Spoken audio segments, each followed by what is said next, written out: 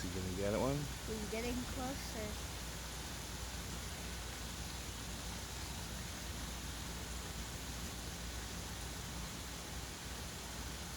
This is what they eat for breakfast.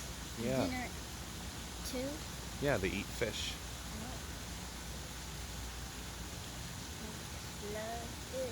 He's smart. He's watching for the fish to fall over that little waterfall, and then he pokes them with his beak, Does he and have then a he eats them. brain? Yeah, a really small brain. He's got a brain. So we just saw this fella catch a little baby fish as it flowed over that little baby waterfall. And then he swallowed him whole, and he's sitting there waiting for his breakfast.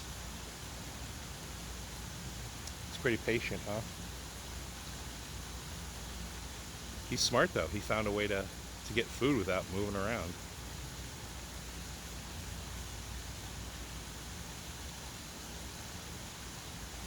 He probably eats lizards, too. There's a lot of lizards in Florida. So we just saw, yeah, he just ate like a inch and a half little baby fish. He's sitting there waiting for the next one.